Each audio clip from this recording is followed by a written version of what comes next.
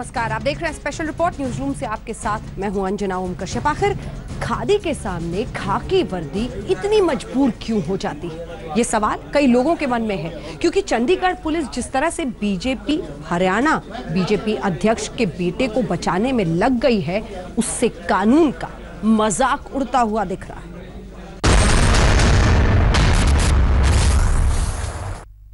वो और कुछ चाह ही नहीं सकते। वो चाहते ही ये थे कि या तो वो मेरी गाड़ी में बैठ जाए या मेरे को उठा के अपनी गाड़ी में रख। देखिए, हम जो केस है उसको हर एंगल से with an open mind investigate कर रहे हैं। अगर कोई सेक्शन ऐसा आएगा जो कि हमें ऐड करना पड़ेगा तो हम ज़रूर करेंगे।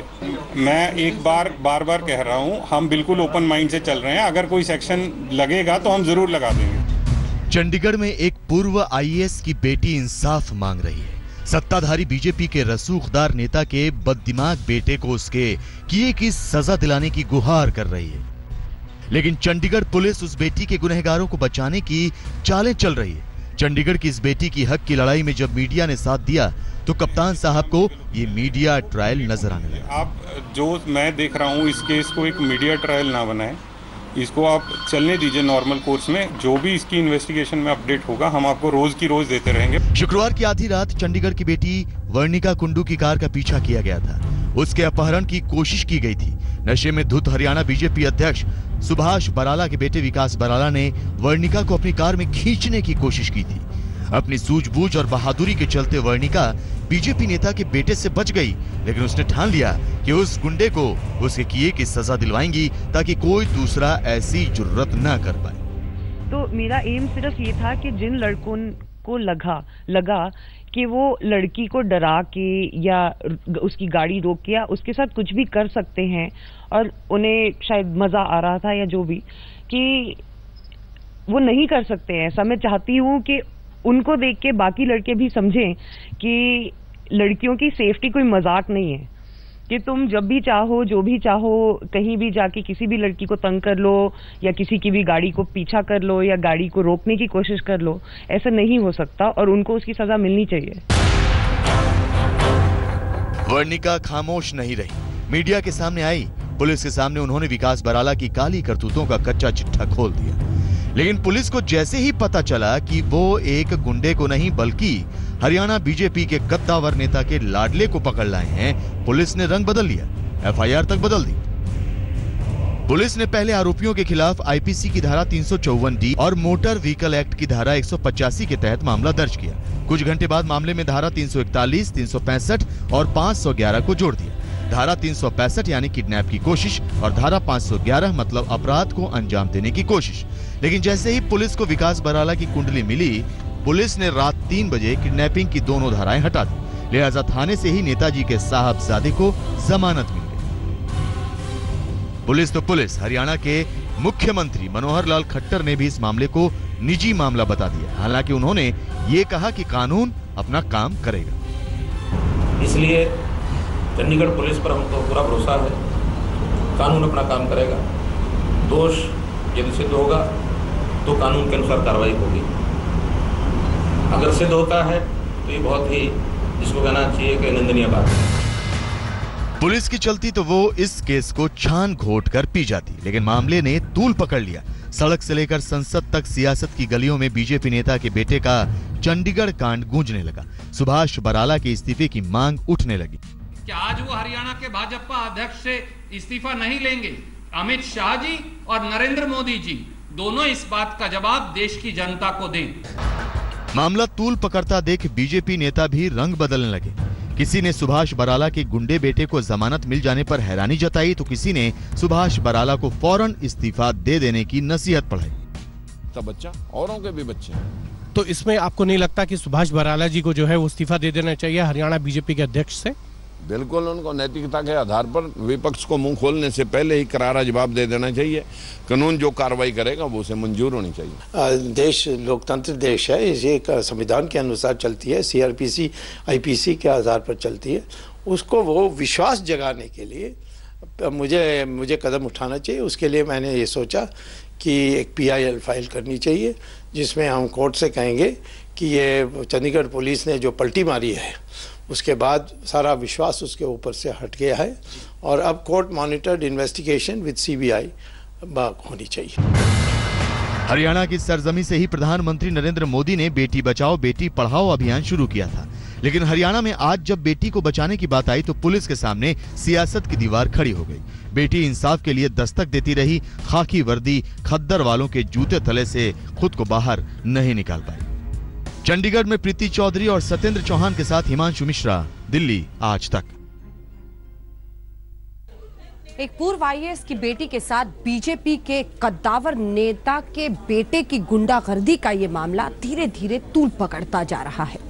इन सब के बीच कांग्रेस पार्टी ने, वामपंथी दलों ने बीजेपी के खिलाफ मोर्चा संभाल लिया है। लेकिन हम आइए आपको लिए चलते हैं रात में उसी सफर पर। वर्णिका के साथ आखिर उस रात क्या हुआ था, कहां पर हुआ था, कैसे वो गाड़ी में जा रही थी, ये पूरा कार्रवाई, ये पूरा सफर उस रात का एक बार फिर से उसके साथ।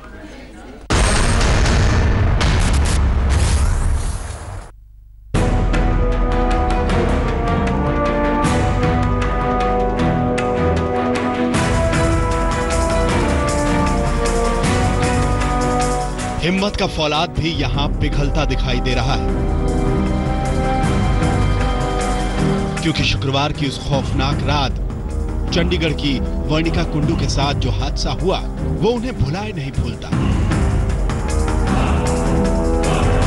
जब उनके अपने ही शहर चंडीगढ़ के बीच सड़क पर उनके अपहरण की कोशिश हुई। उस रात से पहले मुझे लगता था चंडीगढ़ में ऐसा तो कुछ हो ही नहीं सकता है। मतलब दिल्ली जाती थी तो फिर भी मुझे सोचना पड़ता था कि रात हो गई है, निकलूं ना निकलूं। लेकिन यहाँ पे तो मुझे सोचना भी नहीं पड़ता था, क्योंकि ये तो घर है। आज तक के साथ वर्णिका आधी रात एक बार फिर उस सड़क पर गईं। उन्होंने हर उस जगह की तस्दीक की जहां उनके मुताबिक हरियाणा के बीजेपी अध्यक्ष सुभाष बराला के बेटे और उसके साथियों ने उनकी कार को रोकने की कोशिशें की, उनके अपहरण की कोशिशें की। वो और कुछ चाह ही नहीं सकते। वो चाहते ही ये थे कि या तो वो मेरी गाड़ी में बैठ जाए या मेरे को उठा के अपनी गाड़ी में रख ले। वर्णिका की माने तो चंडीगढ़ के सेक्टर 7 की इसी सड़क पर इसी जगह पहली बार विकास बराला ने अपनी कार उनकी कार के आगे लगाई थी। पूरा रास्ता ब्लॉक कर दिया था। इसी रोड पे थोड़ी सी आगे जाके मुझे दिखा कि पीछे से तेज गाड़ी आ रही है, तो मैंने थोड़ी साइड में कर ली कि वो चली जाए। लेकिन जाने की बजाय उन्होंने मेरे साथ आके गाड़ी रोक ली। वर्णिका ने यहाँ से अपनी गाड़ी पीछे ली और आगे बढ़ गई। विकास की कार उनकी कार का पीछा करने लगी। वर्णिका ने कार की रफ्तार बढ़ा दी। विकास बराला की कार वर्णिका की कार का पीछा कर रही थी। इसी बीच वर्णिका ने इस जगह आकर चंडीगढ़ पुलिस को फोन किया। This is where I was, I think, still like talking to the cops. And okay, yeah, telling them, all right. So let's start going towards that side. Yeah. Police ने वर्णिका से पंचकुला की तरफ आने की हिदायत दी। उधर विकास बराला की कार लगातार उसका पीछा करती रही। वर्णिका की माने तो विकास बराला और उसके साथी उनकी कार को ओवरटेक करके उनका रास्ता रोकना चाह रहे थे। एक बार फिर इसी जगह उन लोगों ने वर्णिका की कार के आगे अपनी गाड़ी लगा दी। Right on the right. Yeah. And right here is where they first swerved into my car and either trying to hit it or probably scare me or intimidate me into stopping. Varnika की माने तो विकास बराला की car बिल्कुल उनकी car के बराबर में चल रही थी। वर्णिका के पास सीधे चलने के सिवा कोई रास्ता नहीं था, क्योंकि विकास बराला की कार उन्हें कहीं मुड़ने का मौका नहीं दे रही थी। रात गहरा रही थी, साथ ही वर्णिका के मन का भय भी। हमेशा मेरी राइट साइड पे रहे। मैंने कहीं भी मुड़ने की कोशिश की तो उन्हें मुझे मुड़ने नहीं दिया। एक बारी तो उन्होंने मेरी रोड ब्लॉक कर दी और वो लड़का जब उतर के आया मेरी गाड़ी की तरफ। कितनी बार वो लड़का उतरा आपकी गाड़ी की तरफ आने के लिए, आपको बाहर निकालने के लिए? 2 बार हुआ? 2 बार उतरा और बिल्कुल यहाँ पर साथ में खड़ा हुआ था? नहीं, वो उन्होंने गाड़ी मेरे आगे लगा दी ताकि सड़क ब्लॉक हो जाए, ताकि मैं आगे ना जा सकूं। और उस टाइम आगे लगा के फिर वो लड़का उतरा और वो काफी खुश लग रहा था, बहुत मतलब ऐसे आराम से चल के मेरी गाड़ी की तरफ आ रहा था। चंडीगढ़ सेक्टर 27 का ये वही हाउसिंग बोर्ड चौक है जहां वर्णिका के मुताबिक विकास बराला ने अपनी कार उनकी कार के सामने ला दी। This is the place where exactly where the cop, you know, where they finally blocked me and where the cops caught them. I could see the PCR coming from the opposite side. I could see the lights, and this guy jumped out and I reversed went to the right to get away from him, before he reaches my car. But he reached the window, he banged on it. Chandigarh के housing board चौक पर जब वर्णिका ने police की PCR को आते देखा तो उनकी जान में जान आई। पुलिस ने विकास बराला और उनके साथियों को पकड़ लिया। वर्णिका ने गाड़ी आगे बढ़ा दी और पीसीआर उतने में आ चुकी थी। मैंने थोड़ी आगे की तो और इस टाइम मैं हॉर्न बजा रही थी ताकि लोगों को पता लगे क्या हो रहा है। तो पीसीआर से मुझे दिखा कि पुलिस वाले भाग के आ रहे हैं। तो फिर मुझे लगा कि अब ट्रैफिक है, ये लड़के फंस चुके थे और पुलिस आ चुकी थी। तो मुझे लगा कि अब पुलिस आ गई है, पुलिस उन्हें पकड़ेगी। तो मैं घर चली गई सर, क्योंकि मैं वहाँ रुकना नहीं चाहती थी कि कुछ भी आए। अपने फादर को लेके गए पुलिस स्टेशन वापस? फिर मैं आई तो हाँ, उनका फोन आया कि आप कंप्लेन करने वापस आओ जहाँ पकड़ा था। तो वो वहीं वेट कर रहे थे उनको पकड़ के, और फिर कंप्लेन करने हम पुलिस स्टेशन गए। वर्णिका कुंडू अपनी सूझबूझ के चलते शराबी शोहदों के चंगुल से बच गई। वक्त पर पुलिस भी पहुंच गई। पुलिस ने फौरन एक्शन तो लिया, रिपोर्ट भी दर्ज कर ली। लेकिन जब पुलिस वालों को पता चला कि ये लड़का बीजेपी के प्रदेश अध्यक्ष सुभाष बराला का बेटा है तो पुलिस राजनीति के आगे दंडवत हो गई। प्रीति चौधरी के साथ सत्येंद्र चौहान, चंडीगढ़ आज तक। और इसीलिए अब सवाल यह है कि इंसाफ के रास्ते में कौन आ रहा है। विकास बराला को क्या सत्ता के दबाव में बचाने की कोशिश साफ हो रही? अंधविश्वास की लटों में लगता है ये चोटी चोर फंस गया है, क्योंकि 8 राज्यों की पुलिस लगी हुई है चोटी चोर खोजने में, लेकिन अभी तक कुछ साफ पता नहीं चल पाया है।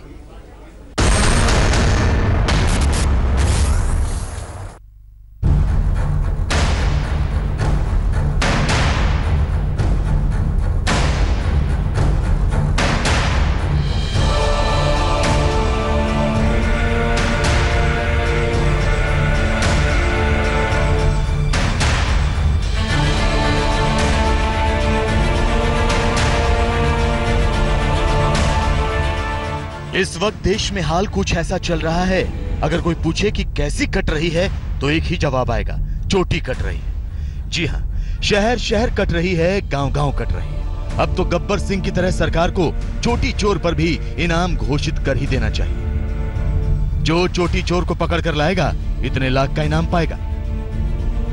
बहुत तरह की बात आता है, कोई बोलता है बिल्ली बन के आता है, कोई बोलता है आदमी महिला है उसके शरीर में धुआं जैसा रहता है, वो आती है बाल काट के चली जाती है। काफी डर फैला हुआ है। तो मैं यही मांग करता हूं सरकार से, बिहार सरकार से जल्द इस पे कार्रवाई करे। राजस्थान से शुरू हुई चोटी कांड की ये गुत्थी अब अंधविश्वास की लटों में बुरी तरह से उलझ चुकी है। देश सवाल कर रहा है कि आखिर ये चोटी कौन काट रहा है, लेकिन जवाब मिलने से पहले एक राज्य और बढ़ जाता है और धीरे धीरे चोटी चोर 8 राज्यों में पहुंच चुका है।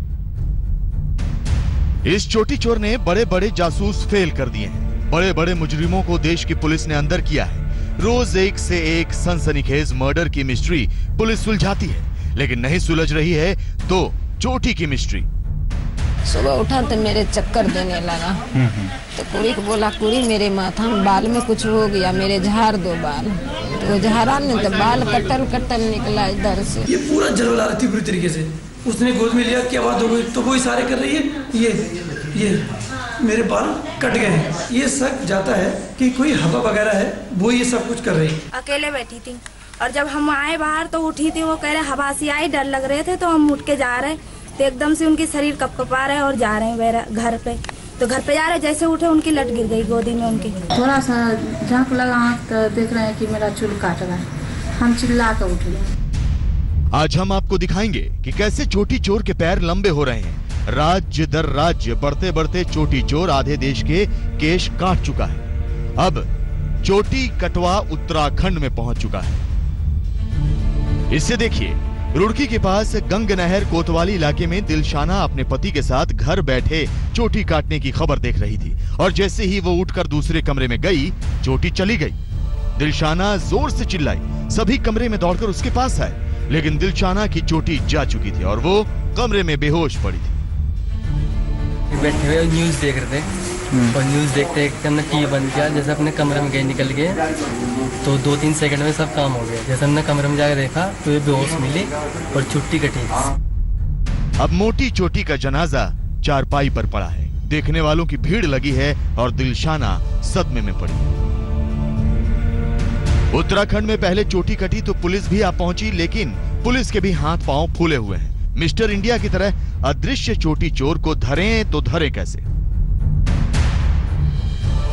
बात सिर्फ रुड़की तक ही नहीं, चोटी काटने वाले ने उधम सिंह नगर में भी उधम मचा रखा है। उधम सिंह नगर के रुद्रपुर ट्रांजिट कैंप में महिला घर के दरवाजे पर बैठी हुई थी कि अचानक उसकी चोटी कटकर सामने गिर गई। चोटी कटी तो महिला पछाड़ खाकर गिर गई। अब महिला अस्पताल में है और गांव दहशत। तो ये बोली दीदी मेरे बाल कट गए, एकदम डर गई। तो हम गए तो बाल कटे हुए ही इनके गोद में पड़े हैं। फिर ये बहुत घबराने लगी, इनके शर्म दर्द वो एकदम बेहोश हो। उत्तराखंड के विकास नगर में भी चोटी कटने की घटना घटी है। रात के 12 बजे फरजाना की चीख सुनकर घर वाले दौड़े तो चोटी कट चुकी थी। फरजाना कांप रही थी और अब 22 साल की फरजाना की बोलती भी बंद है। रात के 11:15 बजे की बात थी, ठीक है, और इसके सारे घर वाले सो रहे थे, ये भी सो रही थी। किसी कारण इसकी आँख खुली, ये पूरा जलवला रही थी बुरी तरीके से। वो इशारे कर रही है, ये मेरे बाल कट गए हैं। चोटी चोर भूत है, प्रेत है, आखिर कौन है? लेकिन जो भी है वो देश को छका भी रहा है और थका भी रहा है। आज तक ब्यूरो। दिल्ली और उत्तर प्रदेश के बाद अब बिहार से घटना आ रही है। बिहार से पंजाब तक ये चोटी चोर और उसको लेकर जबरदस्त तहलका। सवाल ये है कि अभी तक पुलिस साफ साफ कुछ भी पता नहीं लगा पाई है।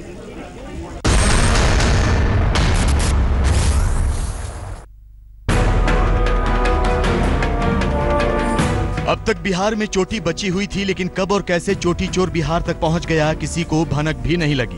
जब चोटी कटी तो चोटी चोर की दहशत भी चल पड़ी। बक्सर में डुमराव गांव की छात्रा दोपहर में स्कूल से आकर खाना खाकर सोई थी और जब उठी तो उसकी चोटी की बलि चढ़ चुकी थी। ये सब कैसे हुआ, कब हुआ, किसी को कुछ खबर नहीं। सो गल रहे, ट्यूशन से मैं छोटी बहन आयल रहे 5 बजे तो सब खोलस, तो हम जब सुत के उठनी तो देखने बाल नहीं कटल बा। ये कटी हुई चोटी रेशमा की है, लेकिन चोटी कैसे कटी इसकी कहानी आप भी सुनिए। बना के सुत गई तो बाद सपना में देखनी कि 2 लड़की आयल गया, आ करके हमारे बाल झाड़ करके और काटत रहे। सावधानी हटी तो एक चोटी बिहार के बेगूसराय में भी कटी। जी हाँ, बरौनी में गंगा प्रसाद गांव की संगम कुमारी अपनी कटी हुई चोटी देश को दिखा रही है और सवाल कर रही है कि उसके केश आखिर किसने कतरे। सोए हुए थे, अचानक माथा में दर्द आया, उसके बाद हम उठ गए, फिर सो गए थे। इसके बाद हम नहीं जानते कुछ नहीं। बिहार तो बिहार, पंजाब में भी अब चोटी सलामत नहीं है। जी हाँ, चोटी चोर पंजाब भी पहुंच गया। होशियारपुर के सुंदरनगर इलाके में रामकली अपनी चोटी से हाथ धो बैठी। सुबह उठा तो मेरे चक्कर देने लगा, तो कुड़ी को बोला, कुड़ी मेरे माथा में बाल में कुछ हो गया, मेरे झाड़ दो बाल। तो झाड़ा नहीं तो बाल कटल निकला इधर से। चोटी गई सो गई, रामकली बीमार भी पड़ गई। अब पुलिस चोटी की तफ्तीश कर रही है। मौके पे पहुंचे हैं, लेडीज ने कहा कि मैंने कुछ नहीं पता कि कौन कट गया, बाकी तफ्तीश कर रहे हैं। देश में चोटी कैसे बचेगी, ये एक बड़ा सवाल बन गया है। जल्द ही चोटी पर एक्शन लेना होगा। आज तक ब्यूरो। अलग अलग राज्यों से खबरें आ रही हैं। दिल्ली, यूपी, उत्तर प्रदेश, मध्य प्रदेश में चोटी का सफेद झूठ। सवाल यह है कि बीमारी से क्या कनेक्शन है, और ये चोटी चोर को लेकर जिस तरह से अफवाह फैल रही है, खत्म होती नहीं दिखती।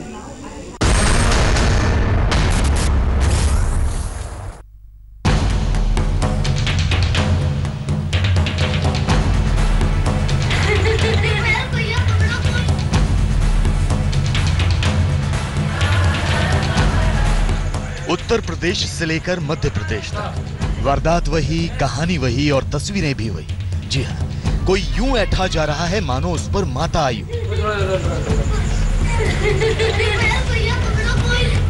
कोई अस्पताल के बिस्तर पर पड़ा कराह रहा है, कोई स्ट्रेचर पर बेसुध पड़ा है, कोई माथा पकड़े अपने साथ हुई वारदात की गवाही दे रहा है। आंगन में जैसे बिल्कुल ब्लैक जैसे पकड़ कर पूरे बाहर फेंकता है और एकदम से चक्कर हुआ। और इन सब की चोटियां कट गईं, लेकिन समझ ये नहीं आ रहा कि चोटी कटी तो तबीयत क्यों बिगड़ गई, वो भी इतनी कि अस्पताल जाने की नौबत आ गई। कहीं ये किसी बीमारी के लक्षण तो नहीं, कहीं ये सारी कहानियां कोरी अफवाह तो नहीं, कहीं ये सब कुछ मन गढ़ंत तो नहीं। ये उत्तर प्रदेश के हरदोई शहर में प्रेम बाबू गुप्ता का घर है। घर में लोगों की भीड़ इकट्ठा है और बिस्तर पर उनकी पत्नी मैना गुप्ता बेसुध पड़ी। प्रेम बाबू गुप्ता का दावा है कि किसी ने रात में उनकी पत्नी की चोटी काट दी। हम जो है उठ गए और उनको पकड़े। चोटी मैंने नहीं देखी, अंदर से लड़की आई, जग गई, उसने चोटी देखी, पड़ी हुई थी, हाँ, और ये होश में नहीं। इनके दावों पर भरोसा करें तो ये यकीनन चोटी कटवा की अंजाम दी गई हरकत नजर आती है। लेकिन क्या वाकई ऐसा है? क्योंकि पीड़ित मैना गुप्ता को इस घटना के बाद दौरे पड़ने लगे। देखिए कैसे लोगों ने इनके हाथ पकड़ रखे हैं और ये पूरी ताकत के साथ बिस्तर से उठने की कोशिश कर रही है।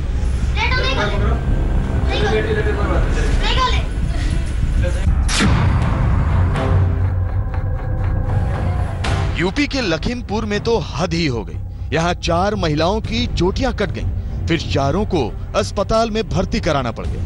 देखने पर चारों की हालत गंभीर लगती है, तो इनके दावे एक दूसरे से अलग। सुनिए।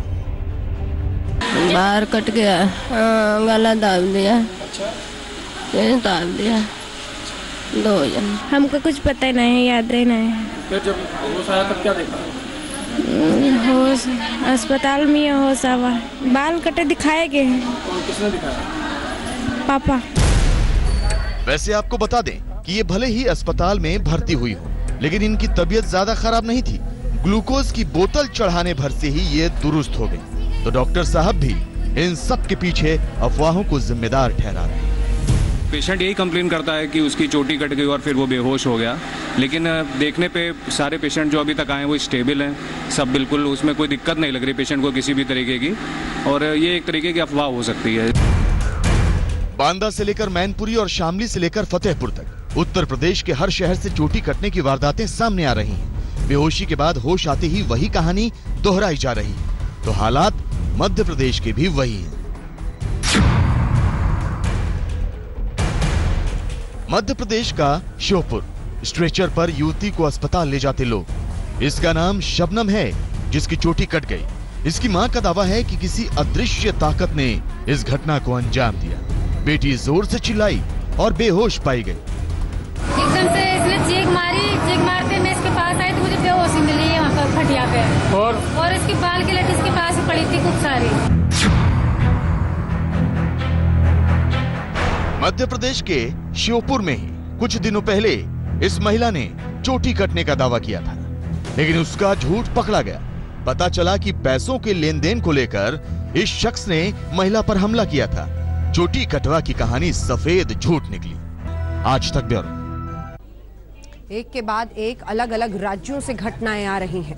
महिलाओं में बहुत खौफ है, लेकिन पुलिस अभी तक कुछ नहीं कर पाई है। गंगा और घाघरा, उन दोनों से खतरा।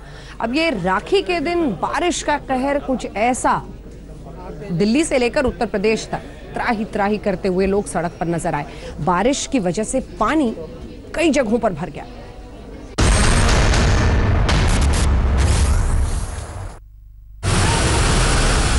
सावन के आखिरी सोमवार को इंद्र देवता बरसे तो दिल्ली पानी में गोते खाने लगे। आप देख सकते हैं मूसलाधार आफत को झेलती दिल्ली की ये तस्वीरें। एक बारिश में दिल्ली की हालत कैसी होती है, ये उसकी तस्वीरें हैं। अंडरपास डूब जाते हैं और ट्रैफिक जाम हो जाता है। दिल्ली बारिश में दरिया बन रही है तो यूपी के गांवों में नदियां अपना प्रकोप दिखा रही हैं। जी हां, फर्रुखाबाद से लेकर गोंडा और बाराबंकी में बाढ़ ने हालात बिगाड़ दिए। आप देख सकते हैं कि कैसे गांव टापू बन चुके हैं। फर्रुखाबाद में गंगा खतरे के निशान से ऊपर बह रही है तो गोंडा में घाघरा गांव में घुस आई है। बाराबंकी में घाघरा ने लोगों का जीना मुहाल कर दिया है। आज तक ब्यूरो। बारिश और बारिश का कहर, एक दो बार बस बारिश हो जाए, दिल्ली में मुसीबत जारी। हम रुक रहे हैं स्पेशल रिपोर्ट में इसी के साथ, लेकिन सबसे तेज खबरों के लिए 40 सेकेंड न्यूज वीडियोस के लिए mobiletak.in पर जाना मत भूलिए। देश दुनिया की बाकी खबरों के लिए देखते रहिए आज तक।